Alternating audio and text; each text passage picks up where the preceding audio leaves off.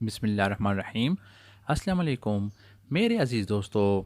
وہ خوش نصیب صحابی جن کی قبر میں خود حضور اکرم صلی اللہ علیہ وسلم اترے اور فرمایا، اے اللہ، میں اس سے راضی ہوں، تو بھی اس سے راضی ہو جا۔ ایک یتیم بچہ تھا، اس کا نام عبداللہ تھا۔ چچا نے پرورش کی تھی۔ جب جوان ہوئے تو چچا نے اونٹ، بکریاں، غلام دے کر ان کی حیثیت درست کر دی تھی۔ عبداللہ نے اسلام کے متعلق کچھ سنا اور دل میں توحید کا شوق پیدا ہوا، لیکن چچا سے اس قدر ڈرتا تھا کہ اظہار اسلام نہ کر سکا۔ جب نبی کریم صلی اللہ علیہ وسلم فتح مکہ سے واپس گئے تو عبداللہ نے چچا سے کہا، پیارے چچا، مجھے برسوں انتظار کرتے گزر گئے کہ کب آپ کے دل میں اسلام کی تحریک پیدا ہوتی ہے اور کب مسلمان ہوتے ہیں، لیکن آپ کا حال وہی پہلے کا سا چلا آتا ہے۔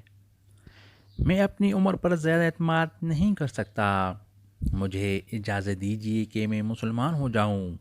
چچا نے جواب دیا، دیکھ، اگر تو محمد صلی اللہ علیہ وسلم کا دین قبول کرنا چاہتا ہے تو میں سب کچھ تجھ سے چھین لوں گا، تیرے بدن پر چادر اور تہبند تک باقی نہ رہنے دوں گا۔ عبداللہ نے جواب دیا، چچا جان، میں مسلمان ضرور بنوں گا اور محمد صلی اللہ علیہ وسلم کا اتباع قبول کروں گا۔ شرک اور بت پرستی سے میں بیزار ہو چکا ہوں۔ اب جو آپ کا منشا ہے کیجیے، اور جو کچھ میرے قبضے میں زر و مال وغیرہ ہے سب کچھ سنبھال لیجیے۔ میں جانتا ہوں کہ ان چیزوں کو آخر ایک روز یہیں دنیا میں چھوڑ جانا ہے، اس لیے میں ان کے لیے سچے دین کو ترک نہیں کر سکتا۔ عبداللہ نے یہ کہہ کر کپڑے اتار دیے اور ماں کے سامنے گئے۔ ماں دیکھ کر حیران ہوئی کہ کیا ہوا۔ عبداللہ نے کہا، میں مومن اور موحد ہو گیا ہوں، نبی کریم صلی اللہ علیہ وسلم کی خدمت میں جانا چاہتا ہوں، ستر پوشی کے لیے کپڑے کی ضرورت ہے، مہربانی کر کے دے دیجیے۔ ماں نے ایک کمبل دے دیا۔ عبداللہ نے کمبل پھاڑا، آدھے کا تہبند بنا لیا، آدھا اوپر کر لیا اور مدینہ کو روانہ ہو گئے۔ صبح مسجد نبی صلی اللہ علیہ وسلم میں پہنچ گیا اور مسجد سے تکیہ لگا کر حضرت صلی اللہ علیہ وسلم کے انتظار میں بیٹھ گیا۔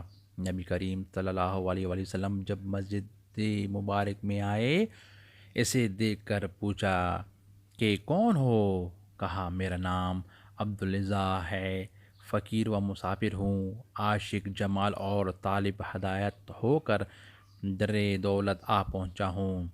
نبی کریم صلی اللہ علیہ وسلم نے فرمایا، تمہارا نام عبداللہ ہے، ذوالبجادین لقب ہے، تم ہمارے قریب ہی ٹھہرو اور مسجد میں رہا کرو۔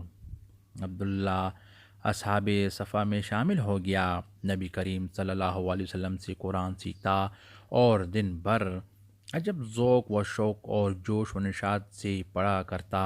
ایک دفعہ حضرت عمر فاروق رضی اللہ تعالیٰ عنہ نے کہا کہ لوگ تو نماز پڑھ رہے ہیں اور یہ اعرابی اس قدر بلند آواز سے ذکر کر رہا ہے کہ دوسروں کی قرات میں مزاحمت ہوتی ہے۔ نبی کریم صلی اللہ علیہ وسلم نے فرمایا، عمر، اسے کچھ نہ کہو، یہ تو خدا اور رسول کے لیے سب کچھ چھوڑ چھاڑ کر آیا ہے۔ عبداللہ کے سامنے غزوہ تبوک کی تیاری ہونے لگی تو یہ بھی رسول اللہ صلی اللہ علیہ وسلم کی خدمت میں آئے۔ عرض کیا، یا رسول اللہ صلی اللہ علیہ وسلم، دعا فرمائیے کہ میں بھی رائے خدا میں شہید ہو جاؤں۔ نبی کریم صلی اللہ علیہ وسلم نے فرمایا، جاؤ کسی درخت کا چھلکا اتار لاؤ۔ عبداللہ لے آئے تو نبی کریم صلی اللہ علیہ وسلم نے وہ چھلکا ان کے بازو پر باندھ دیا اور زبان مبارک سے فرمایا، الہی، میں کفار پر اس کا خون حرام کرتا ہوں۔ عبداللہ نے کہا، یا رسول اللہ، میں تو شہادت کا طالب ہوں۔ نبی کریم صلی اللہ علیہ وسلم نے فرمایا، جب اللہ کے راستے میں نکلو اور پھر بخار آئے اور مر جاؤ تب بھی تم شہید ہی ہوگے۔ تبوک پہنچ کر یہی ہوا کہ بخار چڑھا اور انتقال کر گئے۔ بلال بن حارث مزنی رضی اللہ تعالیٰ عنہ کا بیان ہے کہ میں نے عبداللہ رضی اللہ تعالیٰ عنہ کے دفن کی کیفیت دیکھی ہے۔ رات کا وقت تھا، حضرت بلال رضی اللہ تعالیٰ عنہ کے ہاتھ میں چراغ تھا، حضرت ابو بکر و عمر رضی اللہ تعالیٰ عنہ ان کی لاش کو لحد میں رکھ رہے تھے۔ نبی کریم صلی اللہ علیہ وسلم بھی ان کی قبر میں اترے اور حضرت ابو بکر و عمر رضی اللہ تعالیٰ عنہ سے فرما رہے تھے، اپنے بھائی کو مجھ سے قریب کرو۔ حضرت صلی اللہ علیہ وسلم نے قبر میں اینٹیں بھی اپنے ہاتھ سے رکھیں اور پھر دعا میں فرمایا، اے اللہ، میں ان سے راضی ہوں، تو بھی ان سے راضی ہو جا۔ حضرت ابن مسعود رضی اللہ تعالیٰ عنہ فرماتے ہیں، کاش اس قبر میں دفن کیا جاتا۔